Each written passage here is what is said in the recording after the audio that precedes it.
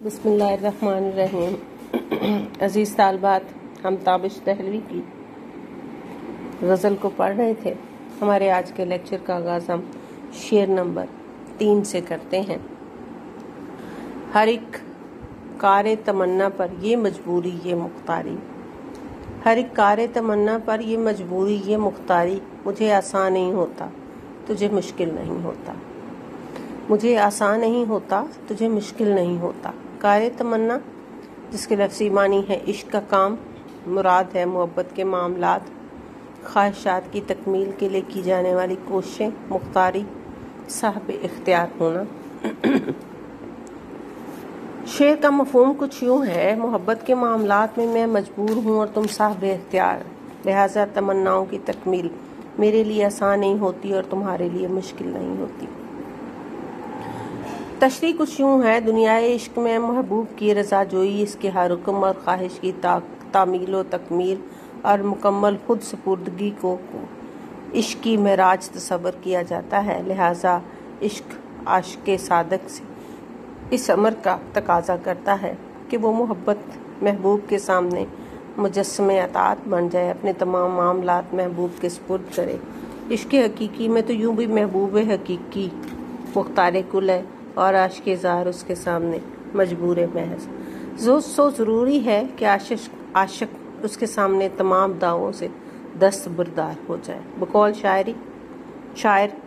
شاعر دوستی کا دعویٰ کہ عاشقی سے کیا مطلب، میں تیرے فقیروں میں، میں تیرے غلاموں میں۔ محبوب حقیقی مالک کل بھی ہے اور مختار کل بھی، اور سالک راہ عشق سراپا مجبور، چنانچہ اس کے پاس کوئی دوسرا راستہ ہی نہیں، وہ جاں سپاری اور سرفروشی کے ذریعے ہی رضائے محبوب کا مستحق ٹھہرتا ہے۔ ہمارے شاعروں نے عشق مجازی کے تصورات میں بھی عشق حقیقی سے ہی مستعار لکھے ہیں، لہٰذا عاشق مجازی نے بھی تمام اختیارات محبوب کو سونپ رکھے ہیں۔ سلیم کوثر بڑے خوبصورت انداز میں اس بات کو بیان کرتے ہیں: عجیب طبیعت درویش تھی کہ تاج اور تخت، عجیب طبیعت درویش تھی کہ تاج اور تخت اسی کو سونپ دیا اور بادشاہ کیا۔ عاشق اقلیم دل کی شہنشاہی محبوب کے سپرد کر کے اس کی اختیارات محبوب کے ہاتھ میں دے دیتا ہے، اور اس کی یہی اطاعت محبوب کو مغرور اور سرکش بنا دیتی۔ ہم ایسے سادہ دلوں کی نیاز مندی سے بتوں نے کی ہیں جہاں میں خدائیاں کیا کیا۔ اس لیے اردو شاعری کا روایتی محبوب بڑا سنگ دل، کٹھور اور ظالم ہوتا ہے۔ وہ ہر ہیلے بہانے عاشق کو ستاتا ہے، اس پر ظلم و ستم روا رکھتا ہے، اس سے بے رخی اور بے وفائی کا مظاہرہ کرتا ہے، بعد اخلاقی اس کا شیوا ہے۔ عاشق کی تمناؤں کا خون کرنا اور اسے ہجر و فراق کی اذیتوں سے گزرنا اس کے لیے باعث تسکین ہے۔ غرض محبت کی ناکامی اور عاشق کی نامرادی محبوب کے اختیار کی کرشمہ سازی ہوتی ہے۔ عاشق اپنی تمناؤں کی تکمیل میں قطعی بے بس ہوتا ہے۔ تابش بھی یہی معاملات عشق میں اپنی اسی مجبوری اور محبوب کے اسی رویے کا شکوہ کرتے ہوئے کہتے ہیں کہ تمناؤں کی تکمیل میرے لیے کبھی آسان نہیں ہوتی اور محبوب کے لیے کبھی مشکل نہیں ہوتی، اب یہ اس کی مرضی پر منحصر ہے کہ وہ جو جی چاہے کرے۔ شاعر نے مجبوری اور مختاری اور آسان اور مشکل کے الفاظ لا کر شعر میں حسین تضاد پیدا کیا ہے، اور مزید یہ کہ اپنی مجبوری کے مقابلے میں مجھے آسان نہیں ہوتا اور مختاری کے مقابل تجھے مشکل نہیں ہوتا لا کر صنعت لف و نشر سے کام لیا ہے، جس سے شعر کے لفظی اور معنوی حسن میں اضافہ ہو گیا ہے۔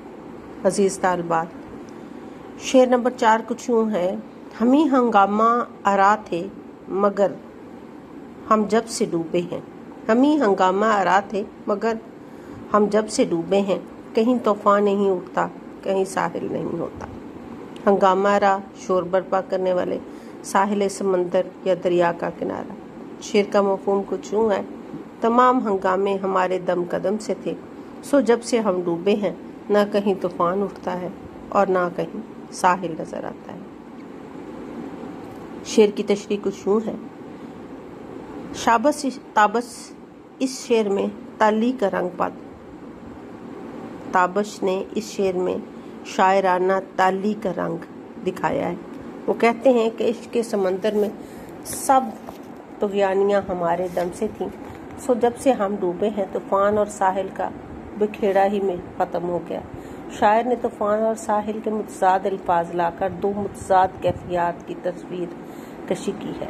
तूफान हंगामों और हलचल का इस्तारा है, जबकि साहिल सुकून और रफ़ियत का। शायर का दावा ज़ाती हवाले से तो मुमकिन है महज ताली हो, लेकिन यही दावा अगर अमूमियत के रंग में ढल जाए तो इसकी ज़िंदा हकीकत होने में कोई शक भी नहीं। अहले हिम्मत की शान यही है कि वो साहिल की तमन्ना नहीं करते। उनके नज़दीक ज़िंदगी का मज़ा तूफ़ानों से टकराने में है। किसी शायर ने क्या खूब कहा है, कौन कहता है कि गुर्बत में कोई साथी नहीं, कौन कहता है कि गुर्बत में कोई साथी नहीं।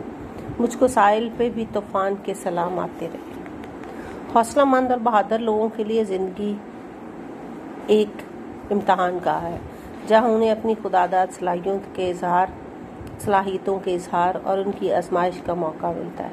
उनके यहाँ सुकून और आराम की ज़िंदगी मौत के मुतरादिफ होती है। वो हंगामे और तहर्रुक को ज़िंदगी की अलामत समझते हैं, लिहाजा ऐसे लोग ही दुनिया में रौनकों का बायस बनते हैं और दुनिया का हुस्न इन्हीं लोगों का मरहून मिन्नत होता है। चुनांचे इस तरह के लोग जब इस दुनिया से चले जाते हैं तो अगरचे कारोबार हयातमंद नहीं होता, लेकिन फिर भी इसकी हंगामा खेजियों और रौनकों में कमी ज़रूर आ जाती है और ऐसे लोगों का खला मुद्दतों महसूस होता रहता है। ऐसे झरी और हौसलामंद लोग दुनिया में रोज़ रोज़ पैदा नहीं होते। तारीख के नशेब फराज में सदियों बाद ऐसे मोड़ आते हैं जहाँ ऐसी इनकलाब आफरीन शख्सियत जन्म लेती हैं। इकबाल ने इन्हीं हस्तियों के बारे में कहा, उमरहा दर काबा वो बुतखाना मी नालदे हयात, ताज़े बज़्मे इश्क यकदनाए राज आयत बरूं। एक शेर में कुछ यूं कहा, हजारों साल नरगिस अपनी बेनूरी पे रोती है, बड़ी मुश्किल से होता है चमन दीदावर पैदा। ताबश ने अपने इस शेर में इस बात का दावा किया है कि हम रौनके महफिल थे, हमारे जाने के बाद तूफान और साहिल बेमानी होकर रह गए, यानी महफिल का रंग ही फीका पड़ गया। एक और शायर ने इस बात को क्या खूब कहा, हमारे बाद अंधेरा रहेगा महफिल में, बहुत चिराग जलाओगे रोशनी के लिए। शेर नंबर 5 कुछ यूं है, तमाशा सोज है हर जलवाए अंदाज़े यकताई, तमाशा सोज है हर जलवाए अंदाज़े यकताई, तुम हो कोई पर्दा भी अब हायल नहीं होता। मुश्किल अल्फाज के मानी कुछ यूं है, तमाशा सोज लफ्ज़ी मानी तमाशे को जला देने वाले, मुशाहिदे को ख़त्म कर देने वाले, जिसे देखने के बाद कुछ और नज़र ना आए। जलवा नज़ारा यकताई बेमिसाल होना मुराद है तौहीद वहदत, जलवाए अंदाज यकताई तौहीद इलाही का नज़ारा, हायल होना रुकावट बनना रास्ते में आना। शेर का मफ़हूम कुछ यूं है, तौहीद इलाही के जलवों ने मासवाए अल्लाह के तमाम मुशाहिदों को जला दिया, इसलिए अब हर तरफ तू ही तू अल्लाह रब्बुल इज़्ज़त ही नजर आता है, दरमियान में हायल तमाम पर्दे उठ गए हैं। शेर की तशरीह कुछ यूं है कि बात हर इंसान के मुशाहिदे में है कि तेज रोशनी की तरफ देखने से आंखें चुंधिया जाती हैं। अजीज तालबात, अगर हम सूरज की तरफ लम्हा भर देखें तो उसकी चकाचौंध से आंखें खेरा हो जाती हैं, इसके बाद देर तक इर्द गिर्द कुछ भी नजर नहीं आता, सिर्फ रोशनी का एक होला सा आंखों के सामने रहता है। शायर ने इसी मुशाहिदे की रायत से दावा किया है कि तौहीद इलाही के जलवों ने आंखों को इस तरह रोशनी से भर दिया है कि अब जिधर भी देखता हूँ उसी के जलवे नजर आते हैं। आंख और महबूब हकीकी के दार के दरमियान गैर अल्लाह के जितने पर्दे हायल थे सब उठ गए हैं। ताबश ने इस शेर में तसव्वुफ का मजमून बयान किया है। मीरदर्द का शायर मीरदर्द ने इसी बात को कुछ इस अंदाज में बयान किया है, जग में आकर इधर उधर देखा تو ہی نظر آیا جدھر دیکھا۔ انسان جب تک دنیا کی چیزوں کے مشاہدے میں کھویا رہتا ہے اور ان کی خواہش اسے اپنے حصار میں لیے رکھتی ہے، وہ دیدار محبوب حقیقی سے محروم لیتا ہے، کیونکہ اس کی نگاہوں کے آگے مادی دنیا کے بے شمار پردے حائل رہتے ہیں۔ لیکن ایک بار ان سے ماورا ہو کر جب وہ انوار الہی کا مشاہدہ کر لے تو یہ مادی دنیا اور اس کا تمام حسن اس مشاہدے کے سامنے ہیچ نظر آتا ہے۔ چنانچہ شاعر کہتا ہے کہ جب سے انوار الہی کا مشاہدہ ہوا، اس کی چکا چوندھ نے اس کی آنکھوں پہ ایسا سحر طاری کر دیا ہے کہ جب اب جدھر بھی نظر اٹھتی ہے وہی نظر آتا ہے۔ لگتا ہے کائنات کی ہر چیز کے اندر اس کا جلوہ کار فرما ہے۔ چونکہ اللہ تعالیٰ کی ذات علائشوں سے پاک ہے، لہٰذا اسے متجسم شکل میں دیکھنا ممکن نہیں۔ البتہ بندگان الہی جب محبوب حقیقی مہربان ہوتا ہے تو ان کی باطن کی آنکھیں واہ ہو جاتی ہیں، تب انہیں کائنات کے ذرے ذرے میں قدرت خداوندی اور حسن الہی کے جلوے نظر آتے ہیں۔ عزیز طالبان، ہمارے آج کے لیکچر کا یہیں پہ اختتام ہوتا ہے۔ کل سے انشاءاللہ ہم شعر نمبر 6 سے ہم اپنے لیکچر کا آغاز کریں گے۔ اللہ حافظ۔